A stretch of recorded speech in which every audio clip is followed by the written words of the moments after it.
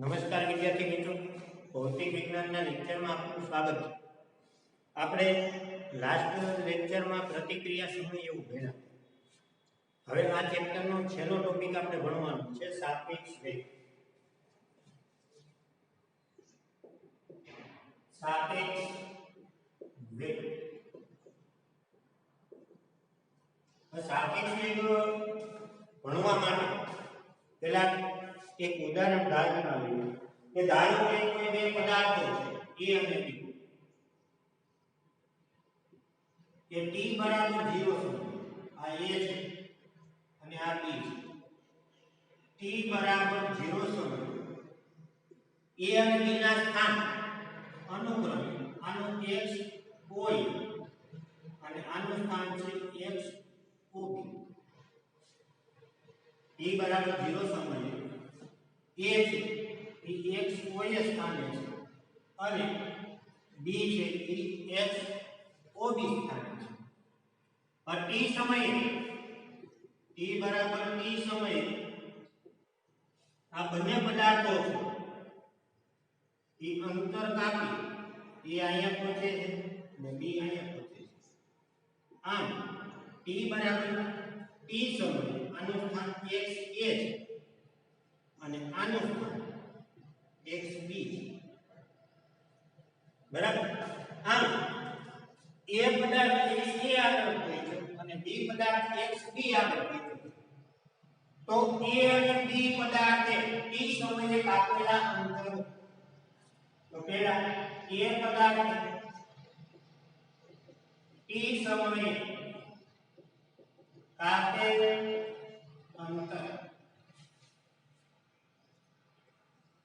तो आने कापेलो अंतर तो અહીંયા હતો અને અહીંયા પહોંચ્યો એટલે xa - xoa અંતર બરાબર વેગ ગુણ્યા શું થાય સમય. તો અહીંયા આવશે વેગ ગુણ્યા સમય. આથી xa - xoa વેગ એનો વેગ v અને સમય t.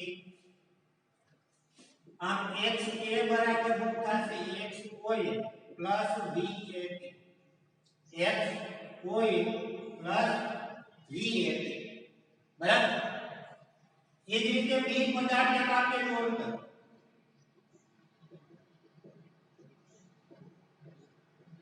તો B પદાર્થ કેટલું અંતર કાપે તો ત્યાંની જેમ xB બરાબર xob plus VBT આટલું અંતર કાપશે. આમ t સમયે બે વચ્ચેનું સાપેક્ષ સ્થાન t સમયે બંને વચ્ચેનું સાપેક્ષ સ્થાન તો બે વચ્ચેનું સ્થાન આટલું હે કે નહીં અને એ કેટલું થાય તો કે xb - xa થશે કે નહીં કેટલું થશે xb - xa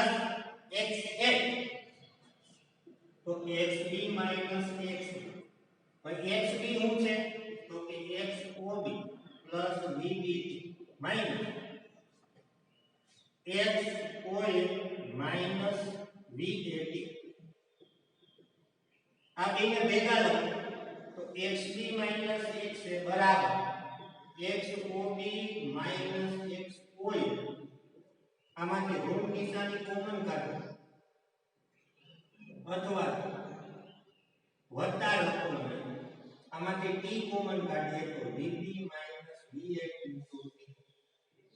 vb - va તો આ સમીકરણ છે t બરાબર t સમયે બે વચ્ચેનું સાપેક્ષ સ્થાન દર્શાવે છે. ઓકે. હવે આ જે આપણને vb - va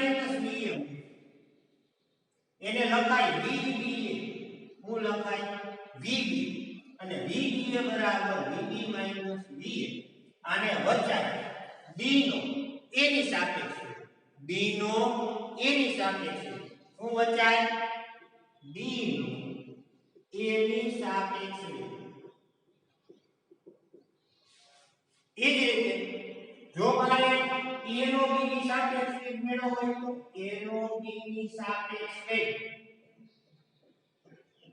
તો હું થાય VAB બરાબર VA માઈનસ VAB બરાબર VA માઈનસ શું થશે VB થશે ઓકે આમ કોઈ પણ બે પદાર્થનો સાપેક્ષ વેગ તમે મેળવો તો પહેલામાંથી બીજું ભાગ અહીંયા B હતો તો B માંથી A ભાગ અહીંયા AB છે તો A માંથી B ભાગ ઓકે હવે સાપેક્ષ વેગ વિશે તમને થોડો ખ્યાલ આવે ધારો કે એક બાઇક લઈને તમે જાઓ છો ને એની બાઇક એક બાઇક આગળ જાય છે આગળની બાઇકનો વેગ 60 છે તમારો વેગ 40 છે બરાબર તો એ 60 કિલોમીટર પ્રતિ કલાકની ઝડપેથી આગળ જઈને તમે 40 કિલોમીટર પ્રતિ કલાકની ઝડપેથી આગળ જાઓ તો એ 1 કલાકમાં 60 કિલોમીટર અંતર કાપશે તમે કેટલું અંતર કાપશો 40 કિલોમીટર અંતર કાપશો આમ બે વચ્ચેનો સાપેક્ષ વેગ કેટલો થાય 20 કેટલો થશે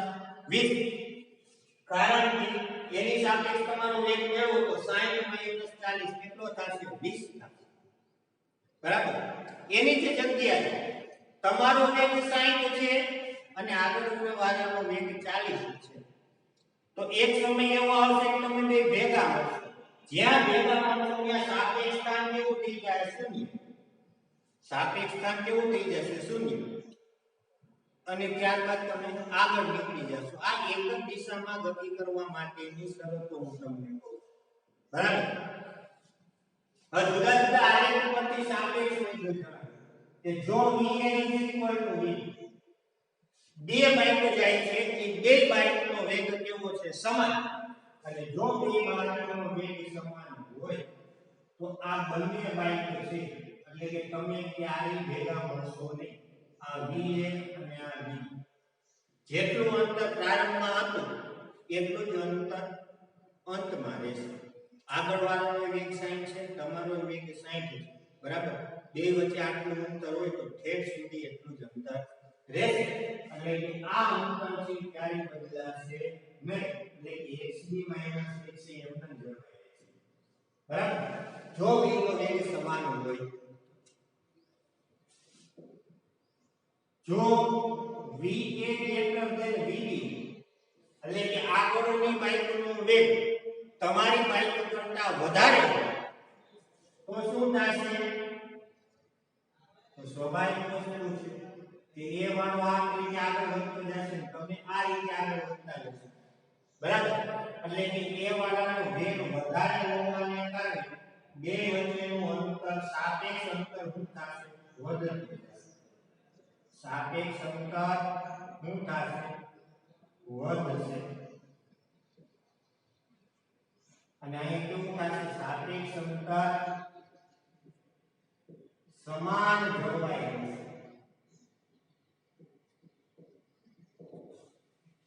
બરાબર અને જેમ જેમ સમય પસાર થતો જશે એ વાળો તમારે આગળ જતો રહેશે આનાથી વિરુદ્ધ કે જો vt greater than v એટલે કે તમારો વેગ આગળવાળાના વેગ કરતા વધારે તો એના માટેનો આપણે આ રીતે દોરીએ તો સ્વાભાવિક વસ્તુ છે કે એ વાળો આમ જતો હશે તમે આમ જશો તમે એક સમયે બે ભેગા મળશો અને જ્યારે ભેગા મળશો ત્યારે xb બરાબર x એટલે કે બે વચ્ચેનું સાપેક્ષ સ્થાન કેવું થશે શૂન્ય ભેગા મળશો ત્યારે કોઈ અંતર રહેતું નથી સાપેક્ષ સ્થાન કેવું થઈ જશે શૂન્ય અને ત્યારબાદ તમે છે એનાથી આગળ નીકળી જશે અને ત્યારબાદ ફરીથી સાપેક્ષ અંતર શું થશે વધવા આ માત્ર એક જ દિશામાં ગતિ કરતા હોય ત્યારની વાત કરીએ છીએ બરાબર હવે જો બે પરસ્પર વિરુદ્ધ દિશામાં ગતિ કરતા હોય જો બંને વાહનો પરસ્પર વિરુદ્ધ દિશામાં ગતિ કરે તો શું થશે તો સ્વાભાવિક વસ્તુ છે કે આ વાહન અહીંથી આમ જશે તમારું વાહન અહીંથી આમ જશે તમે કોઈ એક સમયે બે ભેગા મળશો ત્યારે સાપેક્ષ વેગ સાપેક્ષ સ્થાન કેવું થઈ જાય શૂન્ય ત્યારબાદ વિરુદ્ધ દિશામાં બેયના વેગ વધવા લાગશે ત્યારબાદ વિરુદ્ધ દિશામાં બેયના વેગ વધવા લાગશે અને જ્યારે તમે વિરુદ્ધ દિશામાં ગતિ કરતા હોય ત્યારે સાપેક્ષ વેગ છે એ બેના સરવાળા જેટલો થાય. કારણ કે જો એક ઉદાહરણ, જો તમારો વેગ v1 = 40 કિલોમીટર પ્રતિ કલાક અને સામેથી એક 60 કિલોમીટર પ્રતિ કલાકની ઝડપેથી વાહન આવે છે, એટલે કે એનો વેગ -60 કિલોમીટર પ્રતિ કલાક થશે. કારણ કે તમારી ગતિની વિરુદ્ધ દિશામાં છે, તમારી ગતિની વિરુદ્ધ દિશામાં છે, એટલા માટે તમારી સાથે છે b નો વેગ, તો va માઈનસ શું થશે vb, v એ 40 માઈનસ માઈનસ પ્લસ 60 બરાબર 100 કિલોમીટર પ્રતિ કલાક તમને વેગ દેખાય. કેટલો દેખાય? 40 જે 60 જેટલો તમને વધારે વેગ દેખાશે. આમ આપણે ઘણીવાર કહેતા હોય કે સામે સામે તમે જાતા હોય, તમારો વેગ 80 હોય, સામે વાળાનો વેગ 60, તો જ્યારે નજીક પહોંચો અને નીકળો ત્યારે તમને જ્યારે આમ સામે ગતિ કરતા હોય ત્યારે 60 80 140 કિલોમીટરની ઝડપ દેખાય. પાણીથી પસાર થાય એટલે છૂમ એવો અવાજ આવશે, એટલે આપણે શું કહીશું? મરવાના ધંધા કરે છે. પણ કોણ? કારણ કે આપણો વેગ એના કરતા વધારે છે, પણ ગતિ એટલી બધી વધારે હોવાને કારણે તમને વેગ વધારે દેખાય છે. અને એટલા માટે જ્યારે વિરુદ્ધ દિશામાં ગતિ કરતા હોય ત્યારે બંને વાહનના વેગનો સરવાળો થાય. એક જ દિશામાં ગતિ કરતા હોય ત્યારે બે વાહનના વેગની બાદબાકી થશે. બરાબર? તો આ ચેપ્ટરનો તમારો છેલ્લો ટોપિક, અહીંયા તમારું ત્રીજું ચેપ્ટર પૂરું થાય છે. હવે માત્ર ને માત્ર સ્વાધ્યાયના દાખલાઓ જ બાકી છે, જે હવે આપણે દિવાળી પછી ભણીશું. Okay, happy Diwali, happy new year.